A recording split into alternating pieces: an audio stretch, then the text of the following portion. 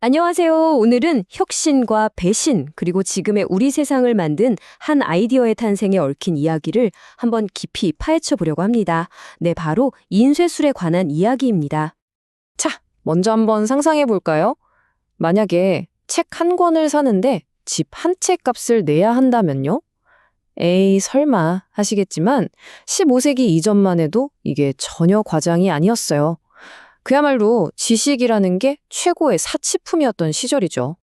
당시 상황이 어땠는지 한번 비교해 볼까요?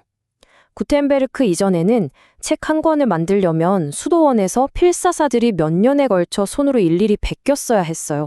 그러니 비용은 말도 안 되게 비쌌고 당연히 왕이나 귀족, 성직자 같은 극소수만 가질 수 있었죠.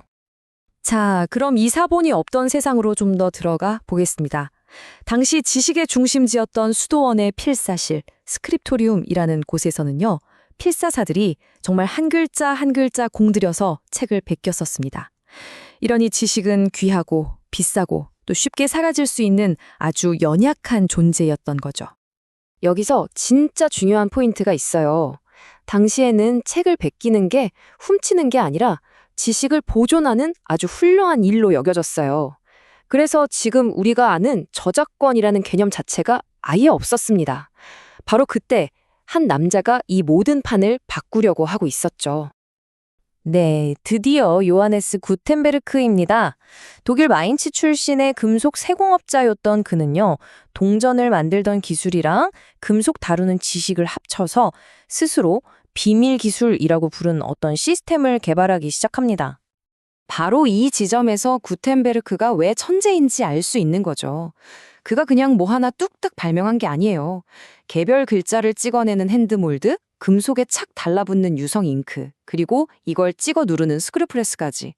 이 모든 걸 하나로 엮어서 완벽한 제조 시스템을 만들어냈다는 것. 이게 바로 혁신의 핵심이었던 겁니다. 자, 이제부터 이야기가 정말 흥미진진해집니다. 거의 뭐 한 편의 드라마 같아요.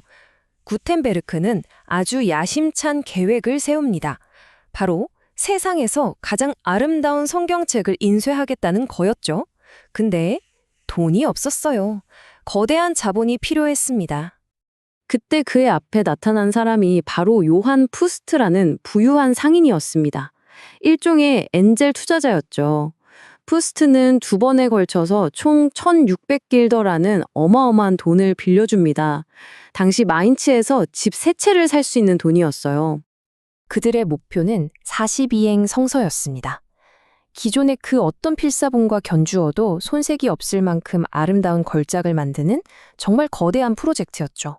하지만 이 엄청난 프로젝트가 거의 다 끝나갈 무렵 재앙이 닥칩니다.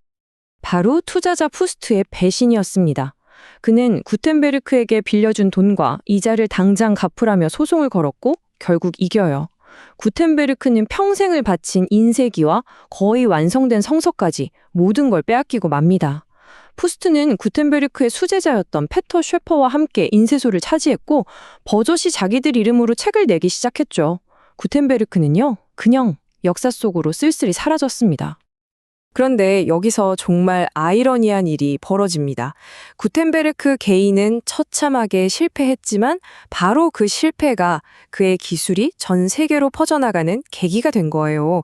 왜냐하면 구텐베르크의 인쇄소에서 쫓겨난 직공들이 먹고 살기 위해 유럽 전역으로 흩어지면서 그 비밀 기술을 함께 가지고 나갔기 때문이죠. 그 파급력은 상상을 초월했습니다. 예레미야 디트마라는 경제사학자의 연구를 보면요.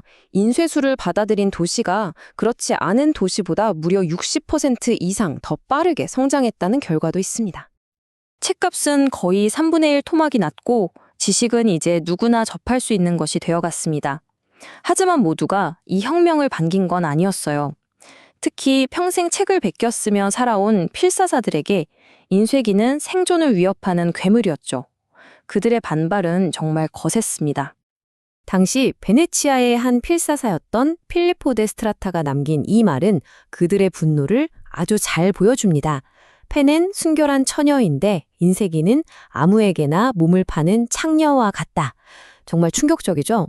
인쇄술이 신성한 지식을 타락시키고 있다고 믿었던 겁니다. 그들의 주장을 좀 보세요. 인쇄술 때문에 젊은이들이 음란한 책을 쉽게 본다. 지식이 너무 흔해져서 가치가 떨어진다. 빨리 찍어내느라 오타가 너무 많다. 그리고 결정적으로 우리 일자리를 빼앗는다. 이거 어디서 많이 들어본 얘기 같지 않으세요? 네, 오늘날 우리가 새로운 기술을 마주할 때마다 나오는 걱정들과 놀랍도록 똑같습니다. 인쇄술이 퍼지면서 또 하나의 새로운 문제가 생겨났습니다. 바로 해적판이에요. 어떤 인쇄업자가 엄청난 돈과 시간을 들여서 책을 만들었는데 옆집 인쇄소에서 그걸 그냥 베껴서 더 싸게 팔아버리는 거죠. 이건 정말 심각한 문제였습니다. 인쇄업자들은 자신들의 투자를 보호할 방법이 필요했고 결국 국가의 힘을 빌리게 됩니다. 이렇게 탄생한 것이 바로 인쇄특권이라는 건데요. 이게 바로 현대 저작권의 시초라고 할 수 있습니다. 이 특권이라는 개념이 발전하는 과정이 정말 재밌어요.